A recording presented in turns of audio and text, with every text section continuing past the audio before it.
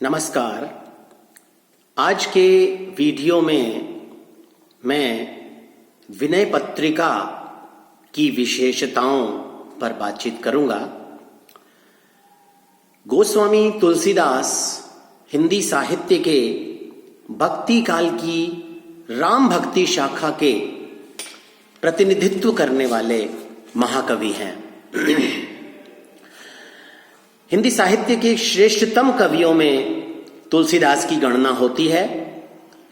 भारतीयों के हृदय पटल पर जितना प्रभाव तुलसीदास की रचनाओं का है, उतना प्रभाव किसी अन्य कवि का नहीं है। उनकी कृति रामचरितमानस हिंदू भारतीय जनता के लिए सर्वोत्तम पूजनीय और संग्रहणीय, साथ ही साथ नित्य पठनीय ग्रंथ के रूप में माना जाता है। भारत ही नहीं अपितु संपूर्ण विश्व में रामचरितमानस की लोकप्रियता है। रामचरितमानस के पात्रों का जो आदर्श स्वरूप तुलसीदास ने अपनी इस रचना में प्रस्तुत किया, वह सराहनीय और अनुकरणीय है।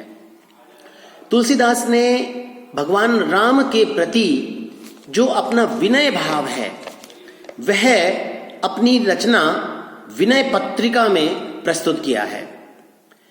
शास्त्रीय अध्ययन, विवेचन और निगमागमों का रहस्य प्राप्त करने के पश्चात विनय पत्रिका में उन्होंने विनय के पदों की रचना की, जिसमें वे राम के समक्ष अपना ऐसा विनय प्रस्तुत करते हैं जो कि हिंदी साहित्य में अनूठा है। यह एक गीति काव्य के रूप में हमारे सामने आता है। तुलसीदास ने विनय पत्रिका में विविध भावों का संचरण किया है। इसमें चिंता, अमर्ष, गर्व, विषाद आदि विभिन्न प्रकार के भाव आए हैं।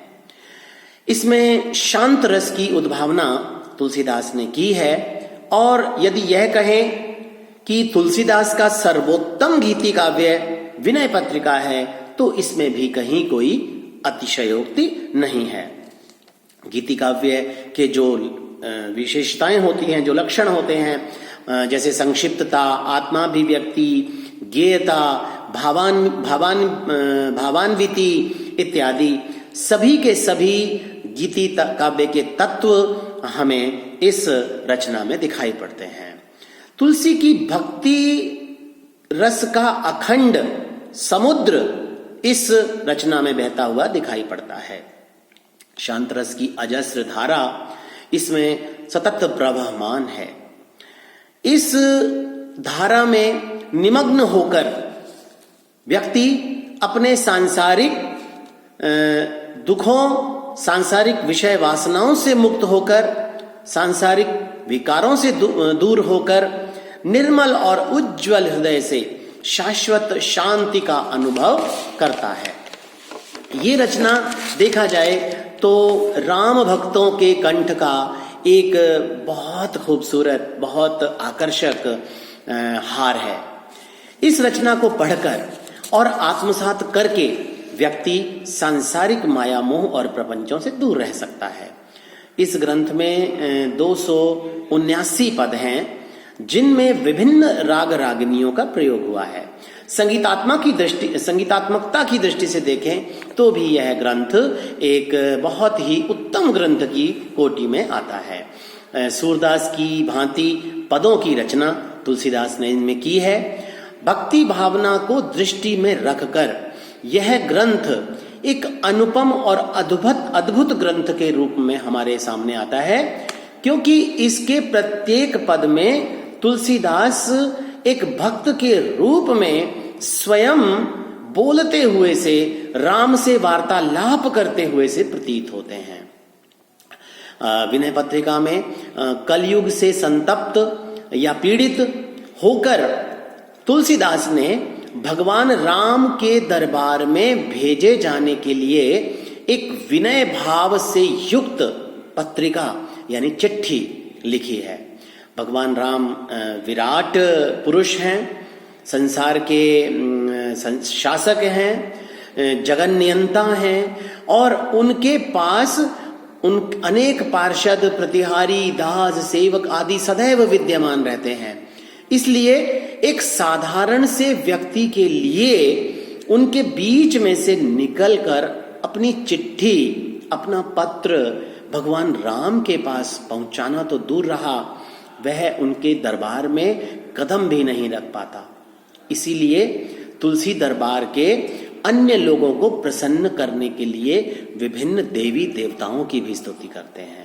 विनय पत्रिका में उन्होंने गणेश जी, शिव जी, पार्वती माँ, गंगा, भैरव, सूर्य, यमुना, चित्रकूट, हनुमान, लक्ष्मण, भरत, शत्रुघ्न, सीता आदि सभी की स्तुति की है।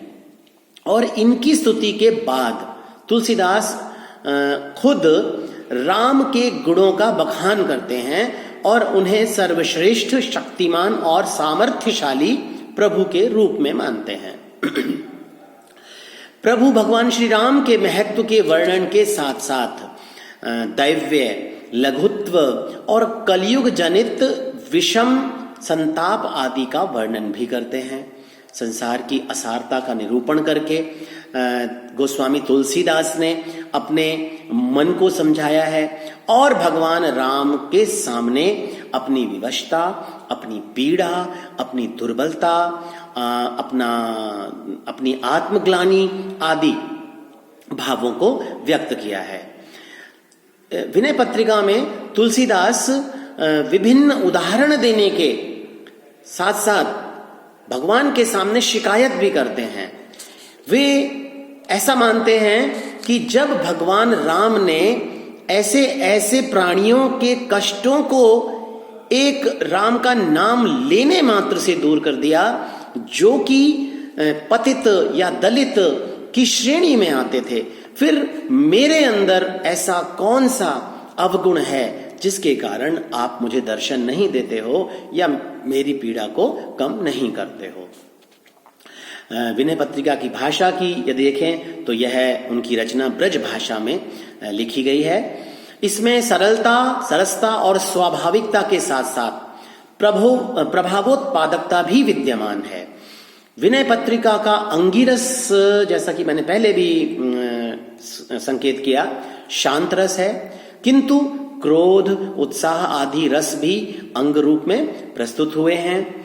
यह विविध अलंकारों की स्वाभाविक छटा से सुसज्जित एक बहुत ही अद्भुत रचना के रूप में हमारे सामने प्रस्तुत की गई है। इसमें भावों का उत्कर्ष बढ़ाने के लिए वृत्त्यानुप्रास, वीप्सा, सांगरूपक, उपमा, संदेह, विभावना, प्रतीप, दृष्टांत आदि अनेक अलंकारों का बहुत सुंदर और सुष्ठु प्रयोग किया गया है। विनय पत्रिका की भाषा में यदि देखें तो मुहावरे और लोकोक्तियों की भरमार है। अंजन कहा आंखी नहीं फूटे, दूध को जर्यो पिबत फूकी मयो है, इत्यादि लोकोक्तियों का भी इन्होंने प्रयोग किया है। कुल मिलाकर यदि हम विनय पत्रिका की भाषा की बात करें तो सरल है, शैली रोचक है, सुंदर है और प्रवाहमयी है।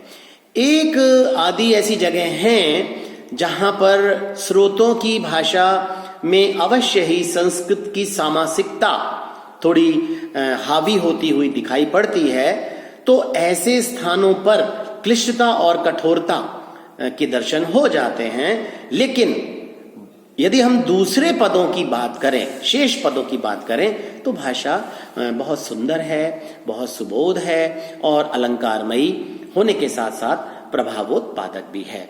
इस प्रकार विनय पत्रिका की रचना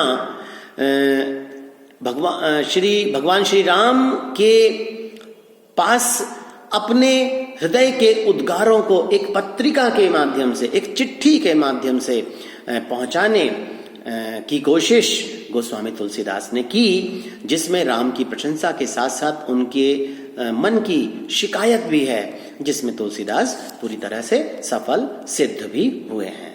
धन्यवाद।